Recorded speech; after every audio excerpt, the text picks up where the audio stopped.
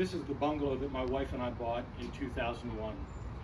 When we first visited the house, it was just that, a bungalow that has all the typical details that you would see in a home from the arts and crafts period, which is 1900 to 1930.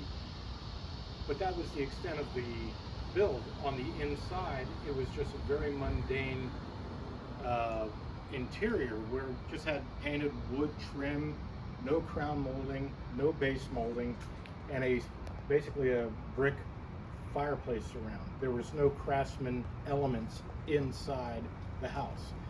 When we talk about craftsman, especially in furniture, you're talking about the craftsmanship that goes into a piece. For example, when you're doing a Morris chair with an exposed mortise and tenon joint, that exposed joinery shows the craftsmanship of the builder, which is kind of like showing off, which is what I like to do when I'm building things. It just, shows the skill that I've achieved over the last 30 years in building this type of furniture. Well, let's get back to the house. Once again, bungalow, interior plain. How do we transform that into a craftsman bungalow? It's the details. So come on over here and look at this column. When we bought the house, these columns existed. They were a tapered column, but it didn't have any of the details on it that you see here. It had a little bit of a base mold and a crown up here, but it didn't have any of these details. I saw in an American Bungalow article probably 20-25 years ago this particular detail in the house, and I loved it. And it stuck with me. I've used it quite a bit over the years. So when we rebuilt these columns, because the original ones, which were made out of cabinet grade plywood, they deteriorated over time. The plies delaminated, the columns fell apart, they needed to be rebuilt. So what do? I use solid mahogany to build new columns. And people saw me painting the mahogany and they're like, why in the world would you paint mahogany? And that was a good question, because mahogany is beautiful. But mahogany is a great outdoor wood because it's resistant to rot. Bugs don't really care for it. But once you paint it, it will last forever. And by forever, I mean my forever. They will be here as long as I'm in this house. The next person, not too sure about. But once we got the columns up, then I added these details. These details we first used in a house that we helped remodel back in 2003 up in the Heights. The homeowners were building a brand new arts and crafts style house, and they wanted me to do the interior. And they gave me carte blanche to design anything I wanted in the house. So with that said, I basically designed for them what I had planned to do in my own house. So let's go take a look at what we're doing here. By the way, this is considered a California bungalow. And I've done research on this, and I've always been told what a California bungalow is the living room is the full width of the house. So from that corner to that corner is the width of the living room. So when you go in, the door's a little off center. You have a seating arrangement over to the east, and over to the west you have a small seating arrangement in front of the fireplace. So let's go take a look at that fireplace. So coming in, this is the original layout where the fireplace existed on the west wall. And this was a standard brick surround that exists in every house on this block. They were all built in 1925. So every fireplace on this street almost looks exactly the same. We didn't tear the brick out. We just had the tile guy put mud on the face to give us a nice flat surface to put the tile on. Then we built this surround to slide over the original brick. Why? I don't know, just one of those things. But you can see on the legs of the fireplace, we brought the same detail in from the columns into the house. So this little keystone here is similar to what's out there with the trim around it and this nice cap above it. So if you come around here to the colonnade, you can see that we've opened this wall up.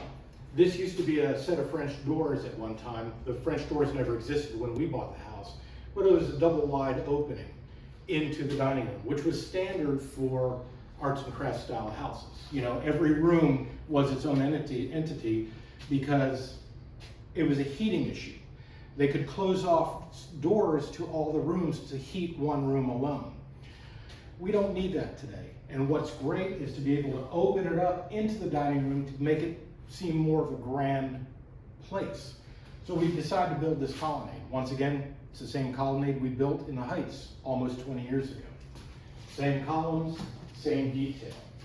Let's talk about that detail.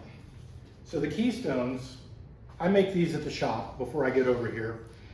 I have the original sample that I used in 2003 up in the Heights.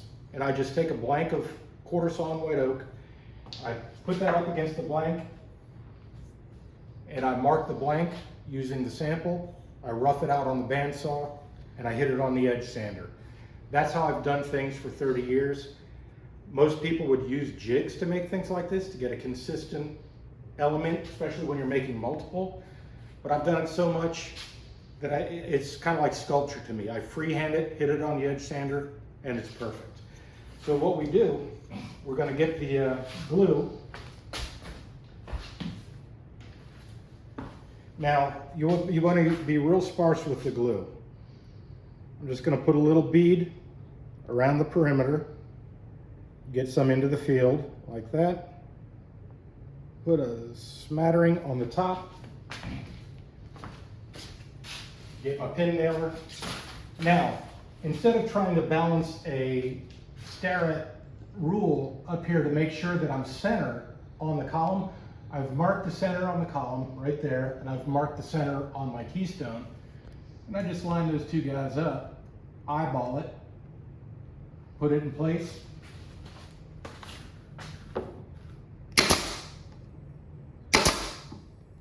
Pop it with pin nails. The reason we use the 23 gauge pin nails is because it leaves such a small hole that it looks like a pore in the quarter sawn oak. So there's really no need to fill those.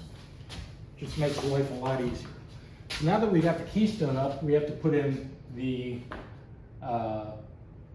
pieces of trim there. So before I put the keystone up, I came over to the chop saw, and in order to get the correct angle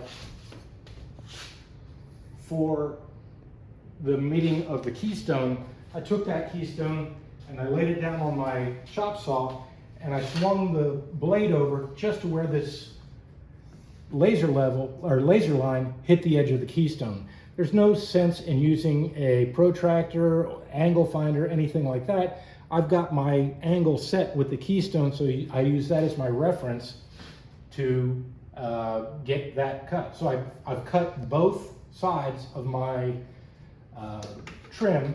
So now I'm going to swing that over to 45. I'm going to come back over here with the side that's cut for the keystone. I'm going to hold that up there. Hang on just a second. Get kind of a sharper point.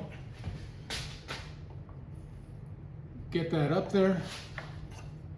This is a block that I use to get the spacing correct so that I have my trim perfectly centered on the keystone. So I'll get that up like that. I'll mark the back side.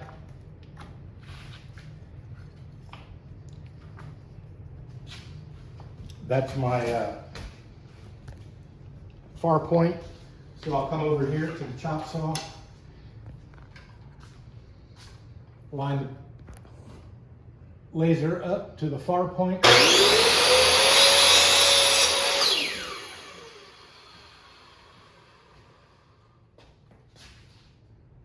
Needs to be trimmed just a little bit more.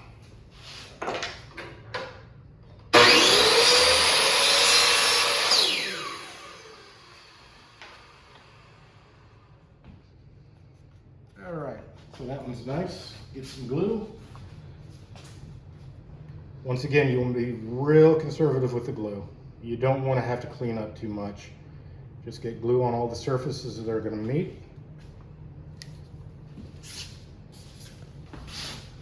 With my spacer in place, get it up against it. Pop one over here by the keystone and pop another one into the adjoining trim to lock those together. Easy as that. Let's get the other one. Once again, I've already got the correct angle cut for my keystone. So I'll get that put in place. Mark the back side. Transfer that to the front. Come over to the chop saw.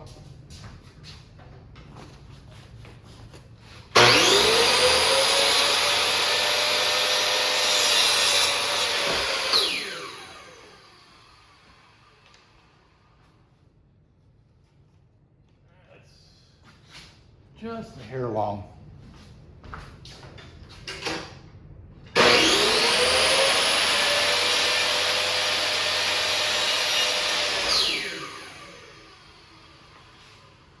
There we go.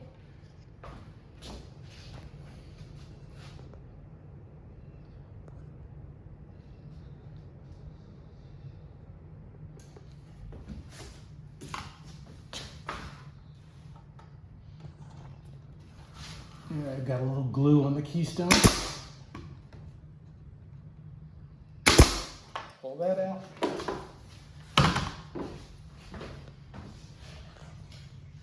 Grab a wet rag, a little bit of cleanup.